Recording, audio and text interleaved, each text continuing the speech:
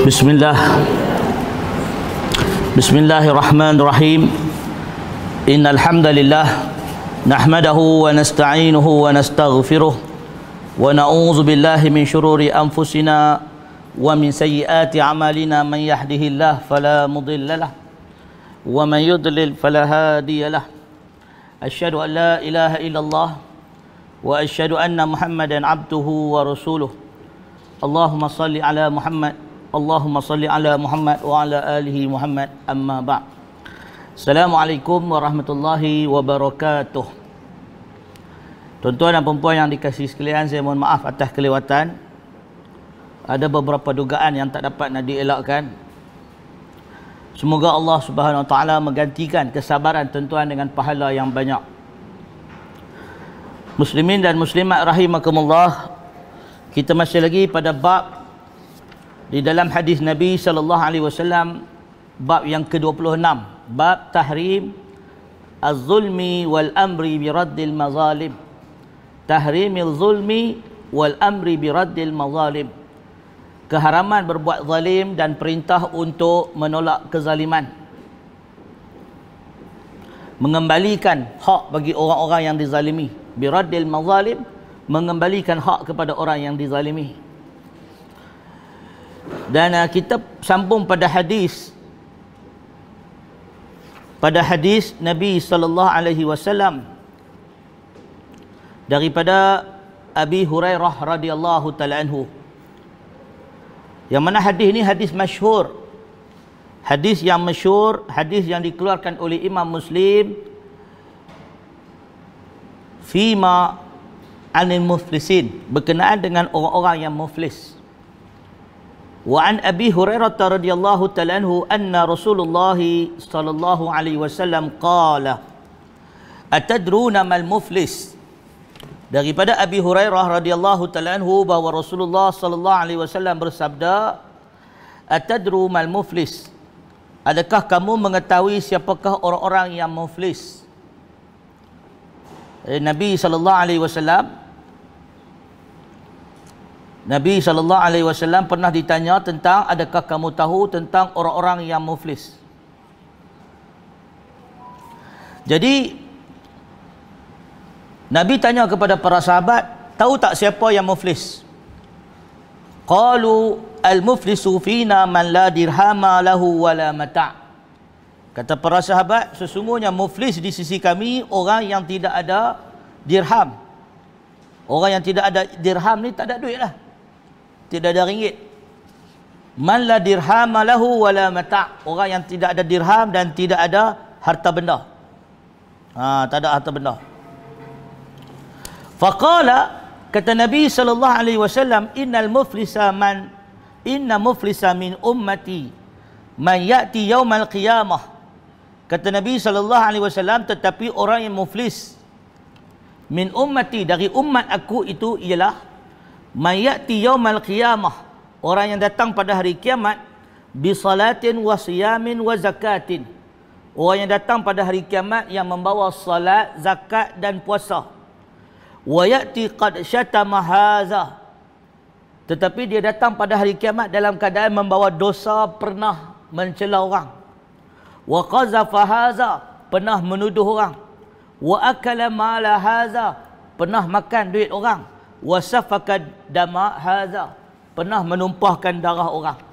Wa daraba hadza, pernah pukul orang. Fa yu'ta hadza min hasanatihi, maka diberikan kepada orang-orang yang dia zalimi kebaikan-kebaikannya. Wa hadza min hasanatihi, diberikan kepada si fulan kebaikan dia dan diberikan kepada si fulan kebaikan dia.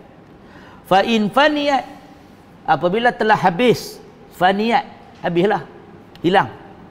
Hasanatuhu, apabila telah habis kebaikan-kebaikan dia, qabla an yaqdiya ma alaihi, sebelum tertunai hutang yang dia pernah buat kepada orang, kezaliman yang dia buat pada orang, ukhiza min qatayahum, maka dia terpaksa ambil pula dosa-dosa orang lain. Maka bila dia datang pada hari kiamat bawa amalan yang banyak, rupa-rupanya amalan tu bukan untuk dia, untuk orang. Kemudian apabila dia melakukan dosa, dosa tu untuk dia. Dosa untuk dia. Kebaikan pahala bukan untuk dia.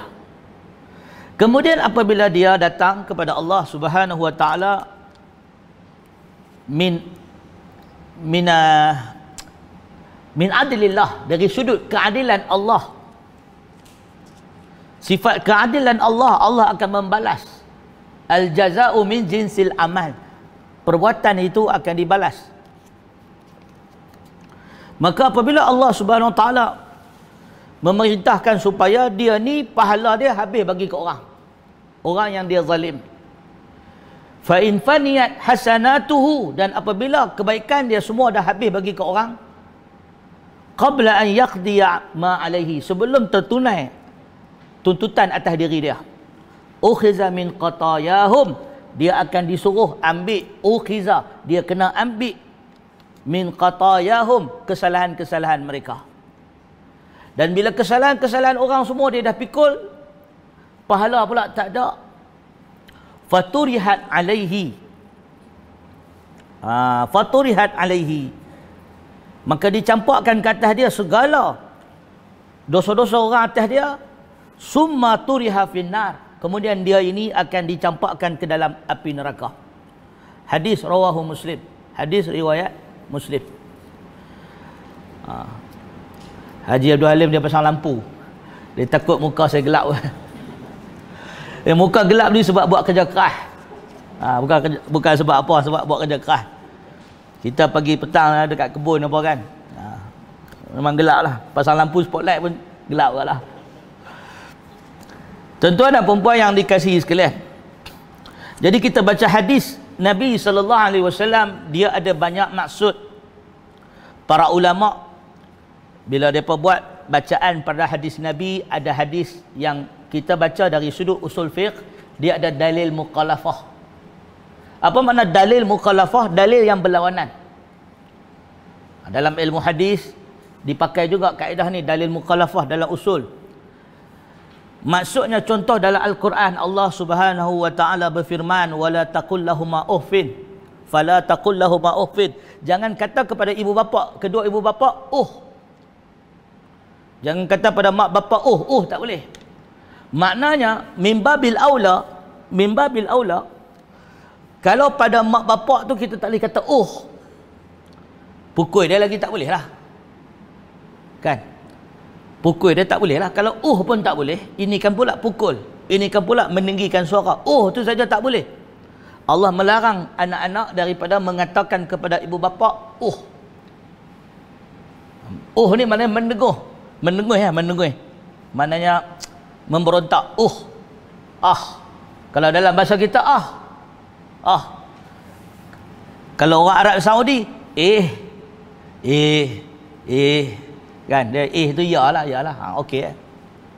Jadi makna kata kalau kita kata tak boleh pada ibu bapa, tak boleh, mimbabil aula, dari bab keutamaan, kita meninggikan suara, mencela, mencaci maki, memukul lagi tak boleh.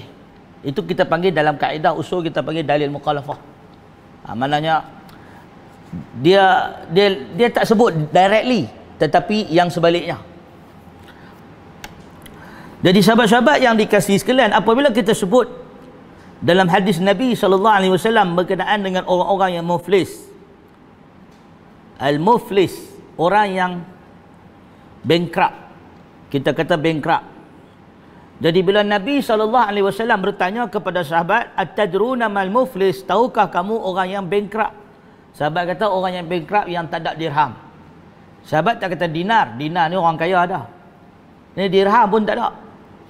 Ibarat kata sen pun tak ada, jangan kata ringgit, sen pun tak ada. Man la dirham wala mata', tidak ada dirham bagi dia, wala mata'. Mata' ni barangan, barang yang boleh jual. Tak ada iPhone, tak ada emas, tak ada bongkah duit, jongkong emas pun tak ada. Kata Nabi SAW, faqala inna muflisa min ummati man ya'ti yaumal qiyamati bi salatin wa siyamin wa zakatin. Tapi kata Nabi, bukan itu yang dikira dalam Islam. Dunia ni Islam tak pandang. Satu-satunya agama yang dibawa oleh Allah Subhanahu wa taala yang mengajak manusia fokus pada kehidupan akhirat adalah Islam. Adalah Islam. Maka sebab itu di antara ciri-ciri kepalsuan ajaran Bible, di antara ciri-ciri kepalsuan Bible atau ubahsuai Bible, atau disebut asbab, ada inhiraf. Inhiraf ni penyelewengan. Dalam kitab Samawiyah dulu, apabila mereka memadamkan sejumlah ayat yang banyak berkenaan akhirat. Allah sebut dalam Al-Quran dalam surah Al-A'la, wal akhiratu khairun wa abqa, dan akhirat itu adalah lebih baik dan lebih kekal. Dan kemudian Allah sebut, inna haza lafi suhufil Ibrahim wa Musa. Inna haza lafi suhufil ula. Benda ni kenyataan bahawa wal akhiratu khairun wa abqa, akhirat itu lebih baik dan lebih kekal. Inna fi suhufil ula, ada dalam suhuf-suhuf yang terdahulu. Kenyataan bahawa akhirat itu baik dan lebih kekal ada dalam suhuf-suhuf yang terdahulu. Apa makna suhuf? Suhuf ni daripada sahifah, suhuf. Suhuf tu maknanya helaian-helaian, lembaran-lembaran yang tertulis wahyu. Kenyataan akhirat lebih baik dan lebih kekal ada dalam lembaran-lembaran wahyu yang terdahulu. Suhufil ula, wahyu-wahyu terdahulu. Suhufi Ibrahim, dalam suhuf Ibrahim. Zabur ada. Dalam Zabur yang diturunkan kepada Nabi Daud ada, yang bawa ajaran Ibrahim. Wa Musa, dan dalam suhuf Musa dalam Taurat ada. Yang mana kalau dalam Bible dia dibahagikan kepada dua chapter. Dipanggil chapter lama dipanggil Old Testament. Old Testament tu Taurat lah. Taurat, Zabur semua adalah Old Testament. Old Testament perjanjian lama, kitab perjanjian lama. Dalam kitab perjanjian lama dia ada himpunan suhuf-suhuf terdahulu, himpunan daripada Taurat, daripada Zabur dalam tu. Manakala New Testament adalah apa yang dibawa oleh Isa, atau disebut Ahdul Jadid. Ahdul Jadid ni perjanjian baru, New Testament atau Injil. Maka Allah Subhanahu wa taala sebut dalam Al-Quran, Allah kata sesungguhnya dalam suhuf-suhuf terdahulu ada kenyataan akhirat lebih baik dan lebih kekal. Tetapi bagi pengkaji Bible, kalau kita buka baca Bible, kita tak jumpa ayat duk puji akhirat. Tak ada. Ayat dalam Bible cerita detail pasal akhirat. Tak ada. Ayat dalam Bible yang menyebutkan keutamaan-keutamaan beramal supaya masuk syurga, duduk dalam akhirat lebih baik, tak ada, kena padam. Maka kalau orang kata Bible hari ini wahyu Tuhan, bawa mai ayat yang sebut bahawa akhirat lebih baik dan lebih kekal. Sebab itu ukuran dari Allah bahawa Bible yang sebenar, wahyu yang sebenar yang terdahulu, dia ada sebut ni. Dia ada sebut akhirat lebih baik dan lebih kekal. Cuba cek, ada tak? Kalau tak ada, yang ni bukan yang Tuhan kami kata, yang ni yang bukan Al-Quran iktiraf. Jelas tak? Jadi muslimin dan muslimat rahimakumullah. Jadi Islam ni dia agama yang bawa kepada akhirat. Dia nak suruh kita hidup untuk akhirat. Maka dunia bukan tak boleh nak usaha-usaha. Memang diusahakan dunia untuk akhirat. Baik. Maka ada manusia ni di kalangan kita yang bawa kepada Allah bisalatin wa siyamin wa zakatin. Solat, puasa, zakat. Banyak amalan soleh dia bawa.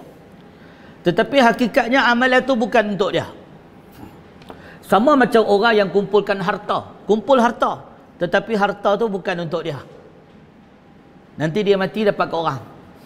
Nanti dia mati dapat ke orang. Maka sebab itu tuan-tuan muslimin dan muslimat rahimakumullah, maka kita sebut bahawa kadang-kadang apa yang kita buat bukan untuk kita. Wayati waqad syatama hadza, tapi dia telah mencela orang. Syatama ni maknanya memburuk-burukkan orang. Wa qazafa, dan menuduh-nuduh orang. Wa akala mal, makan harta orang. yang ni amalan ni, ni dia punya. Wa safaka dama, dia tumpahkan darah, wa daraba hadza, dan dia pukul orang, maka semua ini amalan dia. Dosa kita untuk kita, tuan-tuan. Dosa kita untuk kita. Amalan saleh kita belum tentu milik kita. Dengan hanya mengumpat orang, amalan saleh kita pergi kat dia. Dengan hanya menzalimi orang, amalan saleh kita pergi kat dia. Maka sebab itu, tuan-tuan, kata Imam Abdul Rahman bin Mahdi, ulama hadis, maka dia kata, apakah yang lebih mulia dan lebih mudah beramal saleh daripada dihina dan difitnah oleh orang lain? Kamu duduk-duduk di rumah sedangkan pahala kamu bertambah. Jelas tak? Kan? Kita tak buat apa pun, duduk relax tapi pahala kita bertambah sebab orang duk hina kita, duk mencela kita. Jadi tuan-tuan dan puan yang dikasihi sekalian, inilah yang disebut oleh Allah Subhanahu Wa Taala berkenaan dengan orang-orang yang datang pada hari kiamat. Hasanatuhu, yang pahala dia seperti debu-debu berterbangan, habis terbang habis. Sia-sia dia amal. Fa in faniyat hasanatuhu qabla an yaqdiya ma alayhi ukhiza min qatayahum. Dan sebelum terhapus amalan hutang dia, tuntutan atas diri dia, maka dia terpaksa pula ambil dosa orang lain. Baik, bab menanggung dosa orang lain ni, kaedah asal dalam Islam, la taziru waziratun wizra ukhra. Allah sebut dalam Al-Quran, la taziru waziratun wizra ukhra, yang bermaksud seseorang tidak akan menanggung dosa orang lain. Itu kaedah asal.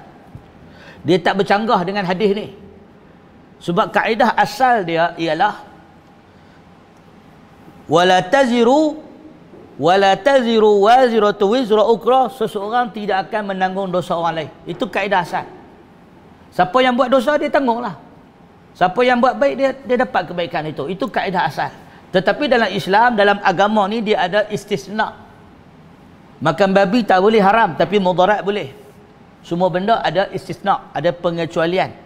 Maka pengecualian, orang tak tanggung dosa orang lain, ada pengecualian apabila dia ada terlibat urus niaga, ada urusan dengan orang yang dia hidup di dunia dahulu, dia ada buat satu muamalah, dia ada berhubung dengan orang dan dia menzalimi orang. Ketika itu dia telah mendedahkan diri dia kepada istisna, pengecualian untuk tanggung dosa orang tu. Jelas tak? Dia sama macam hadis Nabi SAW, man sanna fi islami sunnatan hasanatan fa alaihi ajruha wa ajru man amila biha. Sama ya. Siapa yang mengasaskan satu benda baik yang diikuti oleh orang lain, maka baginya pahala seperti mana pahala orang yang melakukannya. Sebagaimana kata Nabi SAW, pahala bagi orang yang menunjukkan jalan kebaikan. Nabi kata adallah. Dallah ni orang yang menunjukkan. Dallah. Sebab tu kalimah dalil. Dalil tu adalah bukti, penunjuk. Orang yang bawa dalil, dallah. Tok Dalal kan, Tok Dalal. Orang Melayu kita dulu sebut Tok Dalal. Tok Dalal. Daripada Tok Dalal tu yang jadi Tok Dalang. Kan, wayang kulit kan. Yang dia buat pertunjukan wayang kulit tu, kita panggil Tok Dalang. Tok Dalang tu bahasa Terengganu kan, Tok Dalang. Perkataan dalang tu sebenarnya daripada dalal. Tok Dalal. Tok Dalal ni orang yang menunjukkan. Daripada dalal jadi dalang. Metamorfosis bahasa. Bahasa Arab ni banyak masuk dalam masyarakat kita, Arab ni. Daripada dalang, Tok Dalang. Daripada kalimah Tok Dalal. Tok Dalal ni petunjuk jalan. Orang yang duk tunjuk. Membuat pertunjukan, dia tunjuk. Jadi Nabi kata orang yang menunjukkan jalan kebaikan, pahala dia sama kafa'ilihi. Pahala dia sama seperti orang yang buat kebaikan itu. Jadi muslimin dan muslimat rahimakumullah, di dalam hadis ini, sebelum kita pergi ke hadis yang seterusnya, kita nak sebut ada dua isu. Isu yang pertama, amalan saleh yang kita buat belum tentu untuk kita. Dia seperti kita mencedok air dalam sungai. Air tu walaupun kita nak balik bawa balik ke rumah kita, belum tentu air itu akan kekal kalau bekas dia bocor. Bekas dia bocor. Bekas tu macam mana boleh bocor? Apabila ada riak, ada menzalimi orang, ada buat dosa pada orang lain, maka bekas tu akan bocor, air tu akan terkeluar. Sehingga bila kita balik rumah, bekas tu tidak mengandungi air kosong. Ini yang diperumpamakan oleh Imam Hasan Al-Basri rahimahullah. Jadi bila kita beramal saleh, kita kena jaga amalan itu supaya tidak menjadi hilang atau sia-sia. Kena jaga amalan saleh itu. Maka sebab itu kata Imam Hasan Al-Basri, tabi'in yang meninggal pada tahun 110 Hijrah. Ulama berbeza pendapat tentang status Imam Hasan Al-Basri. Adakah dia pernah jumpa Sayyidina Ali atau tak jumpa? Ada riwayat mengatakan Hasan Al-Basri pernah bertemu dengan Ali bin Abi Talib dan bertalaqi ilmu dari beliau. Ada riwayat yang mengatakan, sebagian ulama hadis kata tak, dia tak jumpa Ali bin Abi Talib. Itu permasalahan yang bukan hari inilah kita nak sembang. Cuma nak sebut masa Imam Hasan Al-Basri kanak-kanak lagi, dia seorang yang alim dan diberi izin untuk berceramah dalam masjid. Ni Imam Hasan Al-Basri. Kata Imam Hasan Al-Basri, rubbama, dia kata kemungkinan dua orang sembahyang dalam satu saf, tetapi pahala di antara mereka bainas samati wal ard, adalah sama seperti langit dan bumi. Bainas samawati wal ard. Dia kata rubbama ada dua orang salat dalam satu saf yang sama, tetapi pahala antara mereka berdua antara langit dan bumi. Pasal apa? Pasal pahala ni kita kena jaga dia. Ada orang dia buat amalan yang sedikit, tetapi amalan itu bertumbuh jadi banyak. Ada orang dia buat amalan yang banyak, tapi amalan itu mengecil, akhirnya hapus, hilang. Maka amalan saleh perlu dipelihara. Jadi bagaimana hal itu terjadi? Sebab niat. Sebab niat dan apa yang berada di dalam hati. Qalbun salim, hati mau bersih. Maka sebab itu orang yang hatinya bersih, maka kebaikannya itu akan terpelihara dan tersimpan, kerana hati itu adalah bekas yang mengisi amalan saleh. Hati itu bekas. Qalbun ni, hati kita ni, dia adalah bekas yang mengisi padanya amalan saleh. Dia simpan amalan saleh. Maka kalau hati kita bagus, hati kita baik, amalan saleh terpelihara dan dapat dibawa kepada Allah Subhanahu wa taala. Maka sebab itu kata Imam Ibn Taymiyah rahimahullah fi Manaqib Abi Bakar As-Siddiq, kata Imam Ibn Taymiyah yang meninggal pada tahun 729 Hijrah, dia kata fi Manaqib Abu Bakar As-Siddiq, pada bab kelebihan dan keutamaan, fi fadail, pada kelebihan Abu Bakar As-Siddiq. Bahawa Abu Bakar As-Siddiq keutamaan dia ke atas Umar, ke atas Ali, ke atas Uthman, ke atas sairus sahabah, kata keseluruhan para sahabat, laisa bisababi amal, bukan sebab amalan, tetapi sebab apa yang ada dalam hati dia. Hati Abu Bakar. Kelebihan Abu Bakar ke atas para sahabat Nabi bukan sebab amalan, sebab apa yang Abu Bakar buat, sahabat boleh buat, tetapi kerana apa yang ada dalam hati Abu Bakar yang mengatasi keseluruhan para sahabat.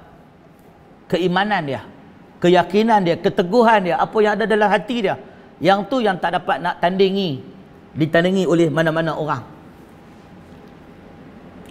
Muslimin dan muslimat rahimakumullah. Lalu dibawa contoh oleh Imam Ibn Taymiyah dalam peristiwa peristiwa Isra' dan Mi'raj.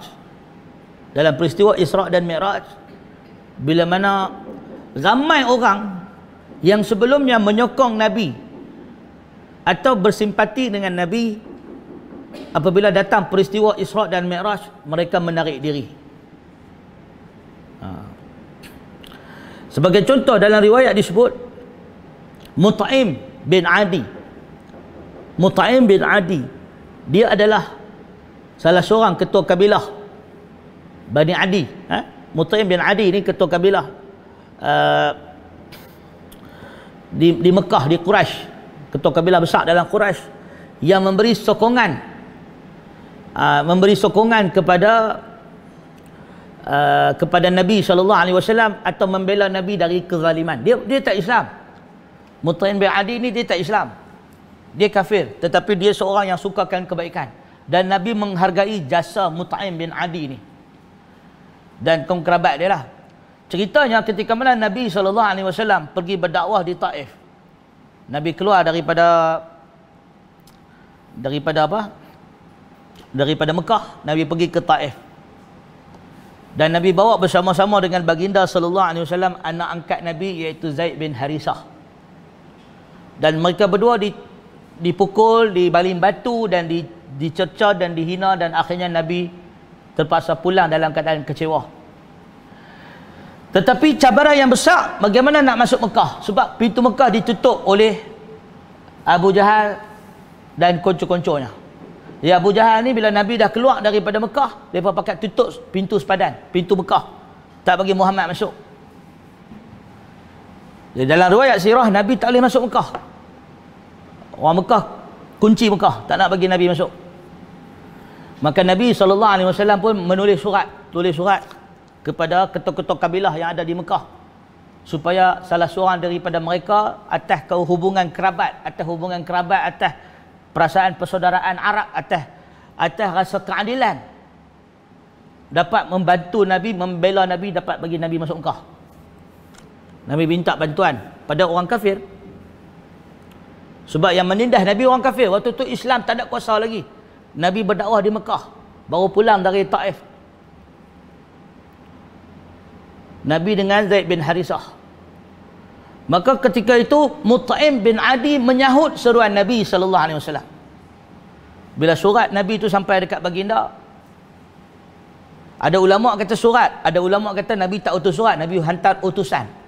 Sebab ulama kata Nabi mana boleh menulis, Nabi dia ummi, dia tak boleh menulis. Jadi Nabi hantar utusan. Ada ulama kata Nabi boleh menulis waktu tu, Nabi dah pandai menulis lah. Atau ada ulama kata Zaid bin Harisah yang menulis. Wallahu a'lam. Nanti kita detailkan benda tu. Itu akademik, tak perlu detail. Bukan laisal mahal, bukan tempat dia lah nak detail benda ni. Jadi ada kata riwayat Nabi pakai utusan, ada riwayat kata Nabi pakai surat, ada riwayat kata Nabi hantar mesej lah. Jadi kesimpulannya, mesej Nabi itu sampai kepada Mut'im bin Adi, dan dia dengan anak beranak dia pakai ambil panah, pakai ambil pedang, naik kuda, pergi berkawal di pintu Mekah bagi Nabi masuk. Dan dia mengisytiharkan pada orang Mekah, dia telah memberikan himayah. Himayah ni apa dia? Perlindungan kepada Nabi Muhammad SAW. Ini satu sistem orang Arab, sistem bagi perlindungan. Jadi dia kata dekat orang ramai, aku beri himayah, perlindungan kepada Muhammad untuk masuk Mekah. Abu Jahal pun dah risau dah. Dia tanya kepada Mut'im bin Adi, adakah kamu ikut agama Muhammad? Mut'im kata tidak, tetapi aku melindungi dia atas dasar hubungan kekeluargaan. Maka kata Abu Jahal, kalau begitu kami ikut melindungi orang yang kau lindungi, asalkan kau tak masuk Islam. Maka Nabi Muhammad pun dapatlah masuk ke dalam Mekah. Dan dalam hadis Bukhari, Nabi sebut kebaikan ini. Nabi seorang yang tak lupa jasa. Nabi tak lupa jasa orang. Nabi kata, kalaulah Mut'im bin Adi masih hidup, waktu perang Badar kan, tentera Islam menang. Waktu perang Badar, tentera Islam menang dan dapat tawan ramai, tawanan perang.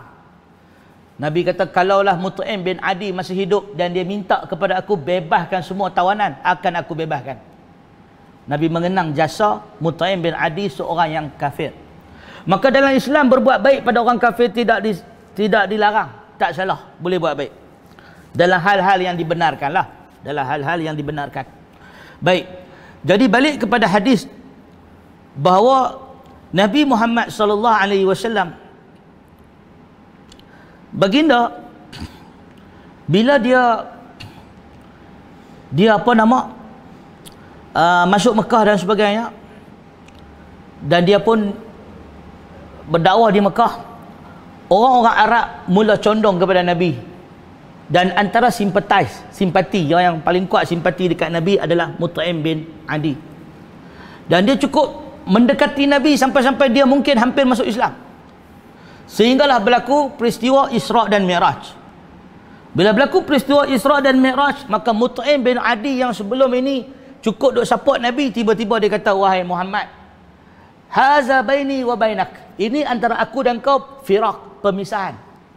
Maknanya aku selama ni duk support hang, tapi bila mai hang mengaku kata hang pergi Isra daripada Masjidil Haram pergi ke Masjid Nabawi, Masjid Al-Aqsa dalam tempoh satu malam, haza baini wa bainak firaq, ini antara aku dan hang, ini adalah pemisah. Aku tak boleh dah ikut hang, aku tak percaya dah. Maka dia pun menuduh Nabi Muhammad sallallahu alaihi wasallam sebagai pendusta. Betul tak? Jadi maknanya tuan-tuan, ibrah yang boleh kita ambil pelajaran daripada kisah ini, ada orang dia akan dapat sokong Islam sebagaimana Islam itu selari dengan akal dia. Tapi bila sampai satu tahap Islam tu dah tak boleh selari dengan akal dia, dia akan tinggal Islam. Faham tak? Maka sebab tu dalam Islam, akal bukan pemutus, tetapi hati, iman, percaya. Percaya kepada apa yang dibawa oleh Allah dan Rasul. Sebab ada kalanya dalam ajaran Islam ni kita sampai satu batas. Batas tu maknanya lepas tu tak boleh nak explain dengan logik. Tetapi adalah iman. Sebagai contoh, Allah sebut dalam Al-Quran, sedekah tidak akan memiskinkan seseorang. Allah sebut dalam Al-Quran, Nabi sebut dalam hadis, sedekah tidak akan menjadikan seseorang itu miskin. Tuan-tuan, logiknya kalau kita bagi duit ke orang, duit kita kurang. Logiknya kalau kita sedekah bagi duit dekat orang, duit kita kurang. Tapi bila mai Quran kata, bila mana hadis kata sedekah tidak akan mengurangkan harta, maka akal logik tak boleh terima. Maka samalah di kalangan manusia ada yang macam Mut'im bin Adi, yang macam ni lah. Dia boleh simpati pada Islam, dia sokong kita, kita nak pakai apa, nak pakai peralatan-peralatan, dia boleh support, nak pakai duit dia boleh bagi, dia nak tolong kita, dia boleh tolong. Tetapi bila sampai ke tahap untuk percaya, dia tak boleh percaya. Dia tak boleh percaya. Maka Mut'im bin Adi dia dah sampai batas dia. Batas dia bila Isra dan Mi'raj berlaku, bila Nabi SAW mendakwa bahawa baginda telah diisrakan daripada Mekah ke Palestin, ke Masjidil Aqsa dalam tempoh satu malam. Isra ni dalam bahasa Arab bermaksud berjalan malam, musafir malam. Jadi bila Nabi bermusafir waktu malam, dalam tempoh satu malam saja, antara Masjidil Haram ke Masjidil Aqsa, kemudian di-mi'rajkan, diangkat ke langit, dinaikkan, mendaki langit, dan patah balik dalam tempoh satu malam, habislah. Orang susah nak percaya. Tetapi apabila diajukan kenyataan ini kepada Abu Bakar As-Siddiq radhiyallahu ta'ala anhu, faqala hal qala Muhammad kaza, adakah Muhammad yang sebut macam ni? Qala bala, izan amantu wa sadaqtu. Maka ditanya, adakah Muhammad sebut macam ni? Muhammad kan sebut macam ni? Hal qala Muhammad kaza, adakah Muhammad sebut macam tu? Abu Bakar bila orang beritahu dia, kata Nabi Muhammad mendakwa dia naik ke langit, dia pergi daripada Mekah pergi ke Masjidil Aqsa dalam tempoh satu malam. Soalan dia, betulkah Muhammad cakap macam tu? Dia berkata betul. Kalau betul, aku beriman dan aku percaya. Sadaqtu, aku percaya. Aku membenarkan. Maka sebab itu lekat gelaran As-Siddiq pada dia. Membenarkan. Maknanya tak semua orang mampu jadi macam Abu Bakar. Percaya. Kemudian Al-Imam Ibn Taymiyah rahimahullah yang meninggal pada tahun 728 Hijrah, dia sebut lagi peristiwa yang lain dalam perjanjian Hudaibiyah. Dalam hadis riwayat Muslim, dalam perjanjian Hudaibiyah, ketika para sahabat Nabi dipaksa atau mereka terpaksa patah balik, tak boleh buat umrah pada tahun itu. Semua orang dah pakai ihram, semua orang dah bersemangat sarungkan pedang dan bersemangat nak masuk Mekah tahun tu. Tiba-tiba mereka disuruh patah balik kerana buat perjanjian antara Nabi SAW dan wakil orang Quraisy untuk buat perjanjian supaya tidak masuk Mekah pada tahun itu. Antara Nabi dan Suhail bin Amr buat perjanjian.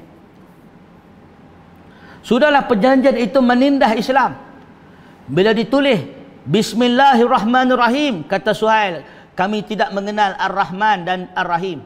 Tulis ya bismillah. Ar-Rahman Ar-Rahim kami tak kenal. Okey, tulis bismillah. Min Muhammad Rasulullah, daripada Muhammad Rasulullah.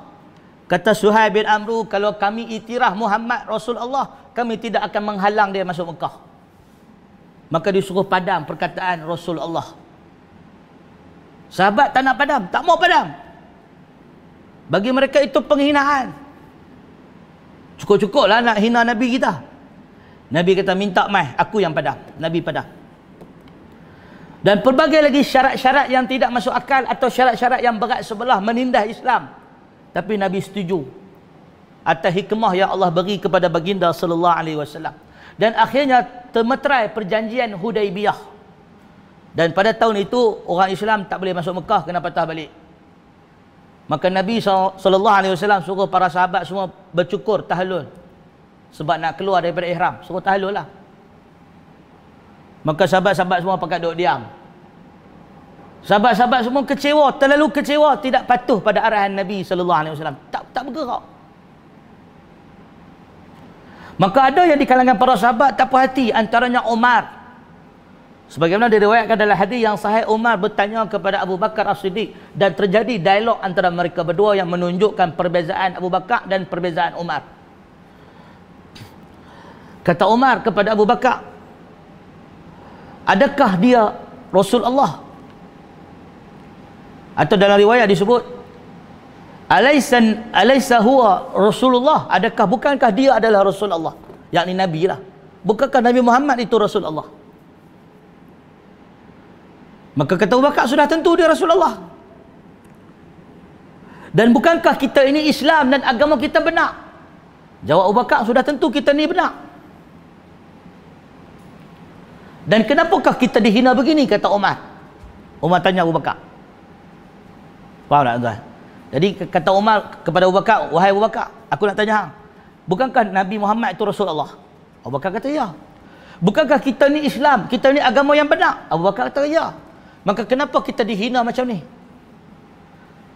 Kenapa Allah tak suruh kita ambil pedang, kita pergi serbu Mekah? Kalau ikut Umar, Lala tu juga nak pergi serbu Mekah, pergi serang Mekah, menang atau syahid, kan?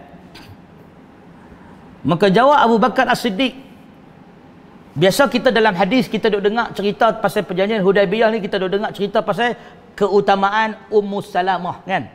Yang mana Ummu Salamah menasihati Nabi SAW supaya bercukur. Kan bila Nabi masuk dalam kemah, Nabi mengadu dekat Ummu Salamah. Kata Ummu Salamah, Nabi mengadu dekat Ummu Salamah bahawa sahabat-sahabat Nabi tak bertindak ikut arahan baginda.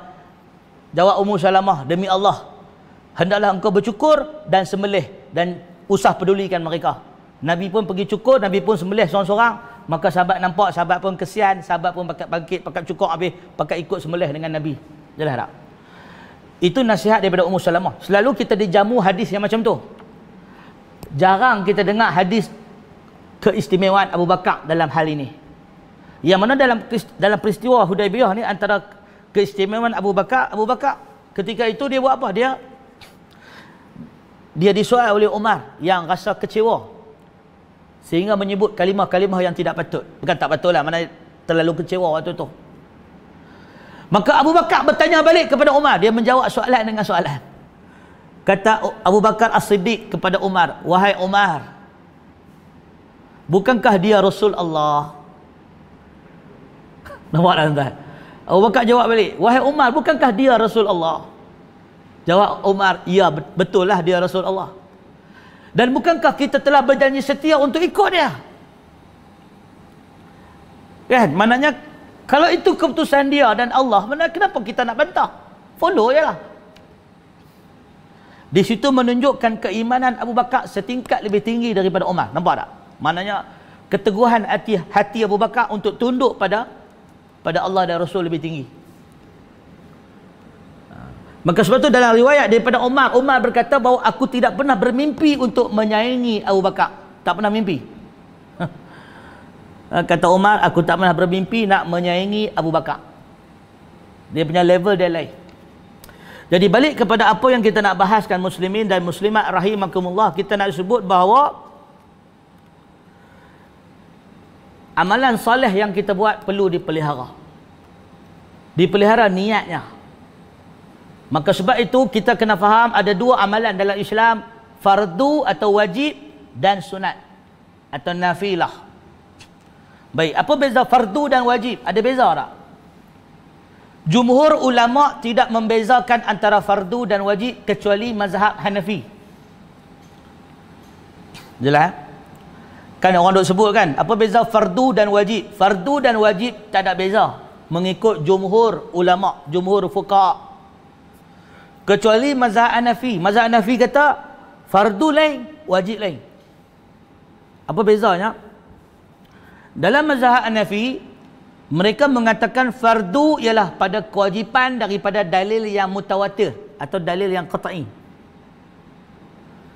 Maknanya kewajipan itu datang daripada dalil yang qat'i atau hadis yang mutawatir. Contoh solat. Solat fardu.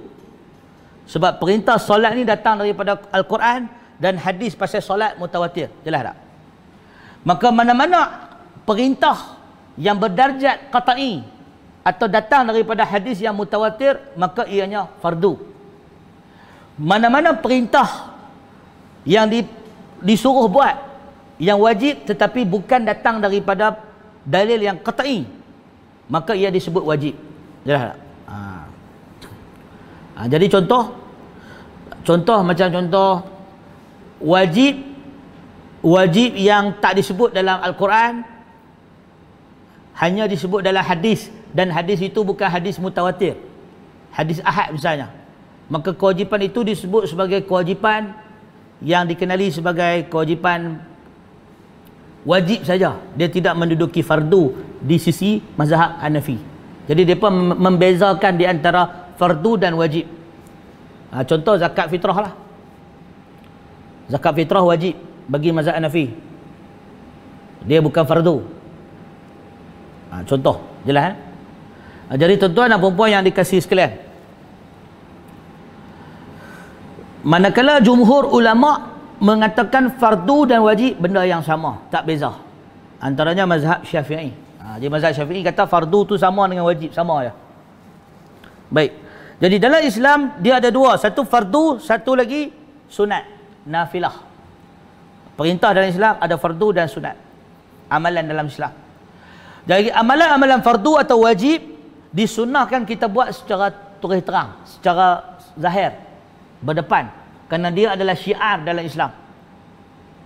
Benda-benda yang fardu kita sunat buat depan orang, disunnahkan buat depan orang. Solat fardu kena buat depan orang, berjamaah, orang kena nampak kita. Nabi pun masa hayat Nabi SAW, Nabi akan lihat para sahabat, jemaah para sahabat, Nabi akan lihat siapa yang hadir, siapa tak hadir. Maka sebab itu kata para ulama bahawa disunnahkan bagi imam selesai salat pusing belakang menghadap makmum. Kan kita jadi imam, Allahu Akbar, kita jadi imam, kita sembahyang, bagi salam, Assalamualaikum warahmatullahi, Assalamualaikum. Disunnahkan badan imam ni pusing belakang menghadap makmum, bukan pusing sikit lah. Orang Melayu kita duk pusing sikit lah, kan? Dia pusing belah kanan sikit. Dia pusing belah kanan sikit. Yang sunnah pusing 180 darjah. Yang sunnah pusing 180 degree. Jangan 360, patah balik. 180 darjah, maknanya kita menghadap imam, imam menghadap kiblat, dia pusing membelakangi kiblat, badan dia, dada dia menghadap makmum. Itu sunnah. Siapa jadi imam kena menghadap makmum. Antara hikmah dia adalah melihat makmum, siapa hadir, siapa tak hadir. Maka Nabi SAW adalah melihat para sahabat, mana yang hadir masjid, mana yang tidak hadir masjid. Nabi akan tanya, kenapa si fulan tak hadir. Maka solat berjamaah, solat fardu, sunnah buat depan-depan. Begitu juga zakat. Zakat bagi bayar zakat, bayar orang nampak. Kalau nak bayar zakat pakai cek replika besar gajah pun tak apa. Itu sunnah. Sebab itu fardu, benda wajib. Begitu juga puasa Ramadan. Puasa Ramadan fardu, puasa depan-depan orang. Sebab itu para ulama, khususnya dalam mazhab Syafi'i, tuan-tuan, kelebihan mazhab Syafi'i, Imam Syafi'i dia antara yang paling kuat dengan sunnah. sehingga dia dikelar sebagai nasir sunnah, penolong sunnah, kerana dia mempertahankan hadis-hadis ahad yang ditolak oleh kebanyakan ahli kalam pada zaman dia. Dalam mazhab Syafi'i misalnya, bagi orang yang berpuasa disunnahkan menzahirkan dia berpuasa, dan bagi orang yang tidak berpuasa disunnahkan menyembunyikan tak puasa dia tu. Jadi kalau orang perempuan datang pada bulan Ramadan, makan sembunyi-sembunyi, jangan bagi orang nampak, itu sunnah. Sebab meraihkan syiar Islam. Dan Allah sebut orang yang memuliakan syiar Islam adalah orang yang bertakwa kepada Allah. Jadi muslimin dan muslimat rahimakumullah. Jadi kita sebut bahawa dalam bulan Ramadan, siapa yang tak puasa, dia kena sembunyikan tak puasa dah. Tak boleh bagi orang nampak. Begitu juga haji. Haji sunnah buat zahir. Nak pergi haji, fa'azinu. Boleh kita bagi, bukan azan, bukan. Maknanya kita bagi tahu orang. Maklum pada orang, saya nak pergi haji. Tak ada masalah. Sahabat Nabi pun nak pergi haji, bagi tahu Rasulullah. Nak pergi haji. Boleh, tak ada masalah. Kita tak kata riak, sebab ini haji, ini adalah merupakan rukun, benda wajib dalam Islam. Adapun benda sunat, itu kena buat sembunyi-sembunyi. Semayang sunat, semayang kat rumah lebih afdal dari semayang kat masjid. Nabi SAW tidak melakukan solat sunat di masjid kecuali sunat tahiyatul masjid. Hal lain Nabi semayang di rumah. Jadi solat sunat buat di rumah. Solat ba'diyah Nabi buat di rumah. Qabliyah Nabi buat di rumah. Nabi hanya semayang tahiyatul masjid di masjid. Jadi muslimin dan muslimat rahimakumullah, semayang sunat afdal buat di rumah supaya orang tak nampak. Sedekah, kalau zakat buat terang-terang, sedekah sembunyi-sembunyi. Hatta ya'lamu shimalihi, hatta ya'lamu yaminuhu. Apa dalam hadis? Hatta ya'lamu ma yunfiqu shimalihi, ma yunfiqu yaminihi, sehingga tak diketahui tangan kanan, sehingga tak diketahui tangan kiri apa yang dinafkahkan oleh tangan kanan. Hatta la ya'lamu shimalihi, sehingga tak diketahui tangan kirinya. Ma yanfiqu bi yamini, apa yang telah dinafkahkan oleh tangan kanan. Itu sedekah. Sedekah tangan kanan sedekah, tangan kiri tak tahu. Jadi bila bagi sedekah tak perlu cek besar gajah tu. Ya. Sebab itu sedekah. Pemberian sedekah, hadiah kan sembunyi-sembunyi. Begitu juga sedekah. Puasa sunat sunnah orang tak tahu. Sembunyi, orang tak perlu tahu. Solat malam orang tak perlu tahu, sedekah orang tak perlu tahu. Amalan sunat disunahkan, disembunyikan. Ini beza antara syiar dan benda fardu, benda sunat. Jadi muslimin dan muslimat rahimakumullah. Jadi sebelum kita berhenti dan kita balik, kita nak sebut bahawa dalam Islam dia ada kaedah. Islam ni dia ada kaedah. Kaedah ni lah yang menentukan keabsahan, ketepatan satu amalan. Jadi kalau kita buat amalan agama tak ikut kaedah, dia salah. Dia tak mencapai makna yang dituntut oleh syarak. Baik. Muslimin dan muslimat rahimakumullah.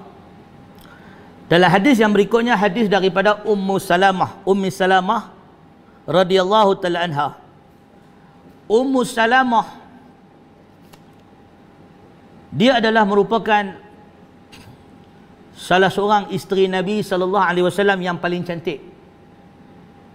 Nama dia Hindun. Nama dia Hindun. Hindun binti tak ingat saya, tapi Hindun lah. Nama dia Hindun. Ummi Salamah ni nama sebenar dia Hindun. Hindun bin apa saya tak ingat.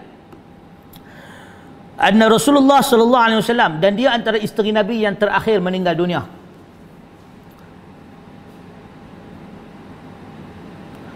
Hindun bin apa nama dia? Hindun bin something lah. Ummi Salamah. Dia antara isteri Nabi yang paling cantik. Dalam riwayat disebutkan bahawa jarang Aisyah cemburu pada isteri Nabi kecuali Ummi Salamah. Ketika Nabi menikahi Ummi Salamah, Hafsah datang ke rumah Aisyah Dia memang mengadu dekat Aisyah. Dia kata, kamu dah tengok belum Ummu Salamah? Aku dah tengok, dia sangat cantik. Maka Hafsah pun menceritakan watak atau peribadi fizikal Ummu Salamah pada Aisyah. Maka Aisyah tak puas hati, dia pergi tengok sendiri. Bila Aisyah pergi tengok sendiri, dia kata mereka semua berdusta. Sesungguhnya Ummu Salamah lebih cantik dari apa yang mereka sebut. So Ummu Salamah ni memang lawa lah, memang lawa. Daripada Rasulullah sallallahu alaihi wasallam qala, kata Ummu Salamah, innama ana basyarun, bahawa Nabi pernah bersabda, innama ana basyarun, sesungguhnya aku adalah seorang manusia. Apa makna Nabi seorang manusia? Maknanya fitrah Nabi, fitrah manusia, makan, minum, tidur dan sebagainya. Wa innakum takhtasimuna ilayya, dan kamu semua seringkali bergaduh. Duk bergaduh, duk berselisih dan membawa perselisihan kamu kepada aku. Wa la'alla ba'dakum an yakuna alhana bihujjatihi min ba'din, dan kemungkinan wala'alla, dan ada kalanya, wala'alla ni kita tak boleh sebut terjemah sebagai dan semoga, la'alla, la'allakum, semoga kamu, itu terjemahan yang kurang tepat. Dalam hadis ini, wala'alla ba'dakum, ada kalanya, dia menjadi ada kalanya sebahagian daripada kamu ayyakuna alhana. Alhana ni maknanya fasih, pandai berbicara. Ada kalanya sebahagian daripada kamu ayyakuna alhana bihujjatihi, ada kalanya sebahagian daripada kamu lebih fasih dalam mengemukakan hujah min ba'din, daripada kawan dia yang satu lagi. Fa akhdiya lahu binahwi, maka aku pun berhukum yang menyebelahi kelebihan dia. Ma asma'u, daripada apa yang aku dengar, berdasarkan penjelasan atau apa yang aku dengar.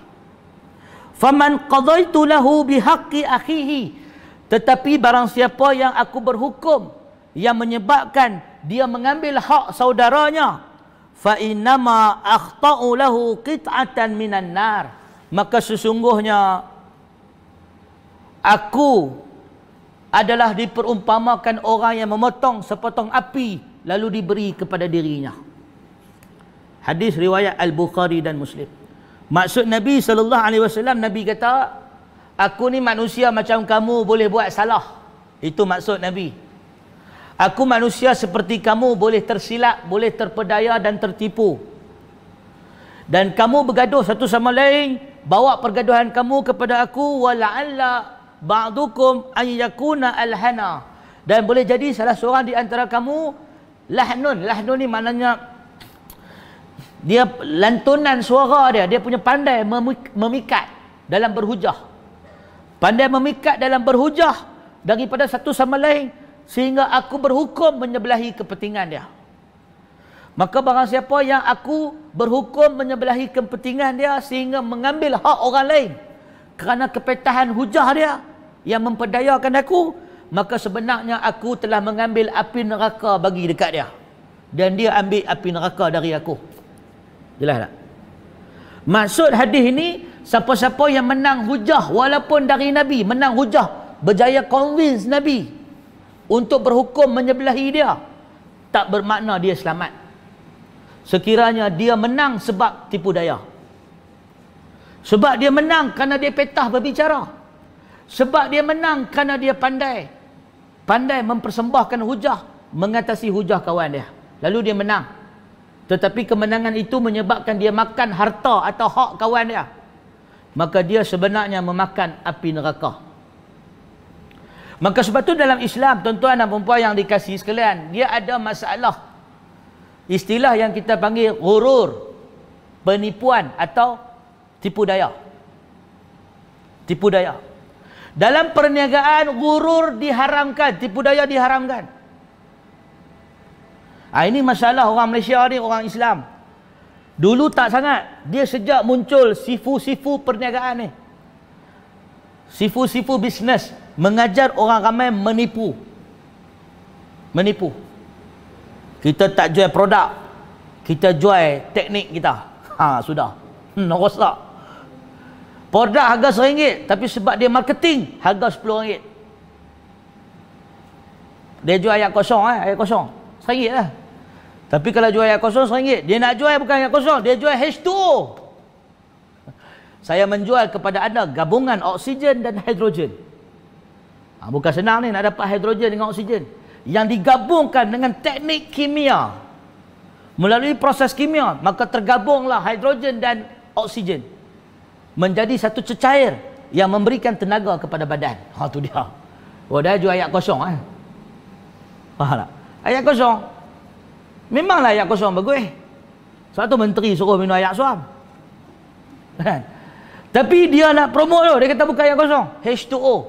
Gabungan antara hidrogen dan oksigen menghasilkan cecair yang memberikan tenaga kepada badan. Minumlah. Cecair istimewa. Sky juice. Jual harga RM10. Kan? Kita pun beli sebab nama dia Sky Juice. Sebab dia punya oksigen, hidrogen. Proses ni susah ni. Proses apa? Campuran antara kimia, antara proses gas, pertukaran gas kepada cecair. Sebenarnya ayat kosong. Benda macam ni adalah hurur dalam Islam. Haram. Dan berlaku banyak dalam masyarakat. Dia jual benda-benda merepek ni. Bombastik. Maka sebab tu dalam Islam, kita hanya jual fakta. Ayat kosong, cakap ayat kosong. Saya jual ayat kosong. Harga RM1. Nak beli, tak nak beli sudah. Ayat kosong. Kan? Jadi dalam hadis Nabi SAW, Islam tak terima ni putar belik duk bombastik. Maka sebab itu dalam riwayat disebut Nabi Allah Musa AS dia gagak. Dalam riwayat disebut, sebagai riwayat mengatakan dalam tafsir At-Tabari, Nabi Musa AS gagak. Masa dia kanak-kanak, dia bayi, dia merangkak. Fir'aun pernah uji dia, bagi dia kurma atau makanan yang manis dengan api, bara api. Nabi Musa AS nak capai makanan yang manis, tetapi malaikat dorong dia untuk ambil api. Lalu dia masuk dalam mulut dia, lalu terbakar lidah dia. Sejak kecil lidah dia terbakar, maka dia jadi gagak atau tidak fasih perkataan dia. Itu sebagian tafsiran para ulama dalam Al-Quran. Maka Fir'aun bila datang Musa AS kepada Fir'aun mencela Musa dengan berkata, apakah orang yang tak mampu menyusun kata-kata dengan fasih nak bercakap dengan aku? Maknanya orang yang tak pandai cakap ni nak cakap dengan aku. Fir'aun mencela Musa. Kata ulama mufassir, ayat itu turun disebabkan kerana Nabi Musa masa kanak-kanak dia terbakar lidah dia, jadi dia tak fasih. Maka dalam Islam, fasih tak penting. Yang penting ialah hujah itu benar. Kebenaran itu penting. Faham tak? Jangan terpedaya kepada kepetahan bercakap. Jangan terpedaya kepada suara yang memukau, yang indah, tak? Tetapi pada kebenaran isi yang disampaikan. Itu lebih penting. Maka sebab itu Allah tak peduli. Allah tak peduli Musa gagak tak gagak, Allah tak peduli. Allah pilih dia sebagai Rasul. Allah jadikan bagi dia Harun sebagai teman. Sebagaimana kata Musa bila dia minta kepada Allah supaya bagi Harun sebagai Nabi.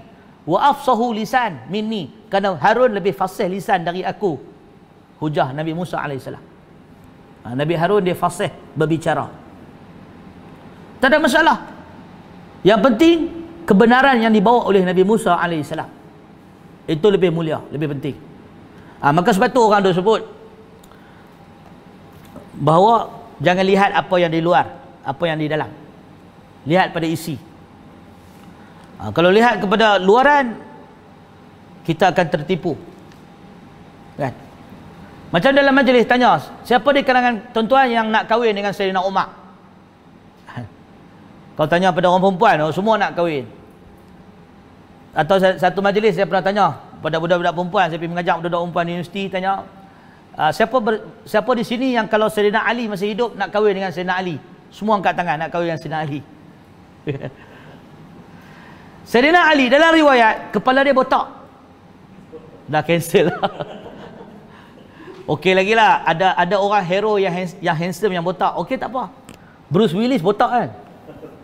Okey, Sayyidina Ali dia pendek. Sayyidina Ali dia gemuk. Sayyidina Ali janggut dia sampai parah dada. Siapa nak kahwin dengan Sayyidina Ali? Cancel. Kan? Nampak tak? Jangan terpedaya pada luaran. Luaran sering tertipu. Luaran sering tertipu. Tengok Zahir. Kita duk bayang Sayyidina Ali muka macam siapa? Macam Bukan macam Aaron Aziz ke apa, bukan macam Korea, bukan. Orang Arab muka macam Arab lah. Janggut tu panjang, dalam riwayat janggut Ali panjang. Serabai tu panjang. Rambut dia botak.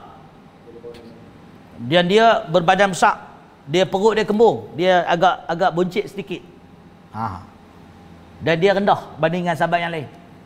Itu peribadi Sayyidina Ali. Bukan nak menghina, nak kita sebut fizikal yang diriwayatkan. Sebagaimana sahabat-sahabat Nabi, dia ada fizikal dia. Jadi kalau kita baca fizikal ni, anggaran kita macam mana? Mau kahwin tak? Tak mau. Kita nak lelaki handsome. Rambut lawa, hitam pekat, muka handsome, bercahaya muka dia. Itu Abu Lahab. Sebab tu nama dia Abu Lahab. Lahab ni bercahaya, terbakar. Abu Lahab, kenapa disebut nama Abu Lahab? Sebab dalam sejarah dia ni handsome. Nama dia Abdul Uzza bin Abdul Muttalib. Dia antara lelaki yang kacak. Dia bangga dengan kekacakan dia. Isteri dia nama dia Ummu Jamil. Ummu Jamil, perempuan yang cantik. Padahal daripada dua ekor ni, Abu Lahab dan Ummu Jamil. Ummu Lahab dikenali sebagai Ummu Jamil, ibu orang yang cantik. Dalam riwayat nama dia Arwah. Dia cantik. Manakala suami dia Abu Lahab, nama dia Abdul Uzza bin Abdul Muttalib, seorang lelaki yang kacak, yang handsome, muka dia bercahaya berseri. Sehingga orang panggil dia Abu Lahab, wajah bapa orang yang bercahaya. So pilih, nak hak botak, pendek gemuk ke, nak hak handsome? Hak Abu Lahab ke hak Sayyidina Ali? Itulah, jangan pandang pada luaran. Tapi itu hakikat dia, kita tertipu. Maka sebab tu dalam Islam, gurur ni tak mau. Islam tak mau gurur, tak mau menipu-menipu. Islam nak sidqun, kejujuran dan kebenaran. Maka dalam perniagaan begitulah. Orang kita selalu menipu dalam niaga. Jadi Nabi SAW sebut dalam hadis ini daripada Ummu Salamah, bahawa ada orang mengadu dekat Nabi menang kes di mahkamah. Nabi putuskan kes, dia menang. Tapi tak bermakna dia betul di sisi Allah. Kalau dia menipu, dia ambil api neraka. Dan ada orang yang kalah kes, tak bermakna dia salah. Dia akan dapat pahala kalau dia bersabar, walaupun dia kalah. Kerana yang penting adalah pengakhiran di sisi Allah, bukan di dunia. Jelas tak tuan? So hadis ni tuan-tuan ambil buat jadi pegangan. Ada yang orang manusia yang dia menang kes, tapi sebenarnya dia makan api neraka, makan hak orang lain. Banyak tuan. Berapa ramai orang yang dalam mahkamah dia lulus, menang, didapati tidak bersalah, bebas dari rasuah. Dia tak ada rasuah, kita gelak tuan. Tak ambil rasuah, kita gelak. Tapi kita tahu dunia tak adil. Dunia tidak adil. Macam itulah. Jadi muslimin dan muslimat rahimakumullah, dalam hadis ni kata Nabi, innama ana basyarun, sesungguhnya aku manusia. Nabi itu manusia, tetapi manusia istimewa yang diberi wahyu. Kelebihan Nabi bukan pada diri baginda, dia makhluk, bukan manusia tak, dia manusia. Dia lapar, dia dahaga, dia penat, dia sakit, dia tua, dia manusia. Maka pendapat yang mengatakan Nabi tak ada bayang-bayang, palsu. Ada hadis Nabi ada bayang-bayang. Nabi bukan tak ada bayang-bayang. Ada orang kata Nabi Muhammad tak ada bayang-bayang. Pendapat itu tertolak dalam banyak riwayat yang sahih. Nabi ada bayang-bayang. Sabit dalam hadis, para sahabat pernah melihat Nabi SAW berteduh di bawah matahari dan ada bayang. Ada bayang. Ada zillihi. Zillihi ni bayang-bayang. Bayangan. Jadi pendapat yang kata Nabi tak ada bayang-bayang ni mai daripada mana? Mai daripada golongan yang cuba nak mentakdis. Mentakdis ni mensucikan Nabi. Bahawa Nabi ni bukan manusia, Nabi ni satu makhluk yang cahaya. Dia sebab nak bawa akidah Nur Muhammad. Dia nak bawa akidah Nur Muhammad, bahawa Nabi ni bukan manusia, Nabi ni cahaya. Diperbuat daripada cahaya. Kulit Nabi, badan Nabi ni cahaya. Bukan ada darah daging, cahaya. So bila cahaya, Nabi ni apa? Nabi ni cahaya makhluk macam malaikat. So Nabi SAW ni adalah cahaya yang pertama diciptakan oleh Allah dalam alam ini. Yang pertama Allah jadikan nur Muhammad. Bahawa semua alam ini terjadi sebab Nabi Muhammad. Ini akidah yang batil. Akidah ni dibawa oleh orang-orang batiniah, ajaran batin. Batiniah ni orang-orang sufi yang sesat, sufi yang huluk, yang melampau. Ajaran ni berkembang pada kurun ke 500-600 Hijrah. Dia banyak melalui aliran-aliran tarikat dan sebagainya duk bawa ni, Nur Muhammad ni. Falsafah wahdatul wujud. Semua kita adalah Muhammad. Cahaya Muhammad. Fahaman-fahaman ini merosakkan. Dia mentakdiskan Nabi bukan pada hak yang disuruh oleh Allah Subhanahu wa taala. Jadi banyak hadis-hadis yang sahih menjawab. Antaranya Nabi kata, innama ana basyarun, aku hanyalah manusia. Kelebihan Nabi bukan pada diri baginda yang special, tetapi pada ajaran dan akhlak baginda yang special. Yang tu kita kena faham. Sebab ramai orang kita duk fokus pada pribadi, tubuh badan, sehingga kan ajaran itu masuk dalam masyarakat kita pakat nak jadi wali. Bila wali kebai, bila wali boleh jalan atas angin, bila wali boleh jalan atas ayak. Tuan-tuan, benda ni tak membantu tuan-tuan.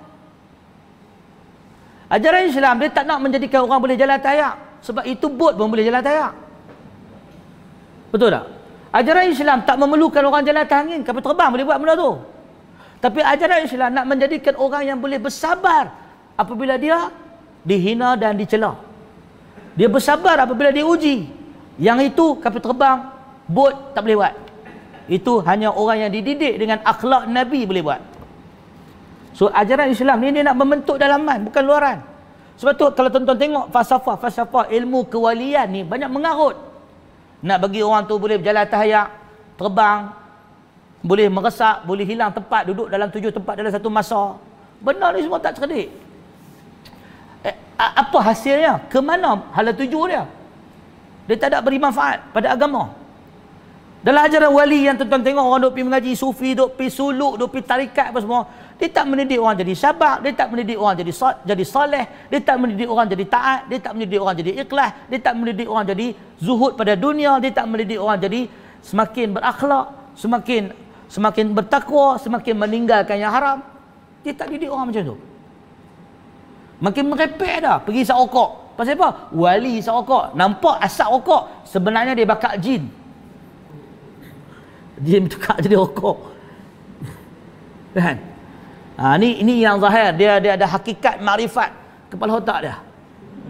Jadi kesimpulannya benda ni Islam tak ajak tuan. Dia merepek. Islam dia ajak mendidik dengan akhlak Nabi, akhlak bagaimana hidup manusia beramal dengan menjadi hamba Allah. Benda lain kita boleh capai, dunia boleh capai. Jadi muslimin dan muslimat rahimakumullah, maka sebab itu kata para ulama, Imam An-Nawawi yang meninggal pada tahun 676 Hijrah menyebut sebesar-besar wali Allah ialah orang yang berpegang kepada sunnah Rasulullah. Wallahu ta'ala alam. Subhanakallahumma wa bihamdika asyhadu an la ilaha illa anta astaghfiruka wa atubu ilaih. Wa akhiru da'wana alhamdulillahi rabbil alamin. Assalamualaikum warahmatullahi wabarakatuh.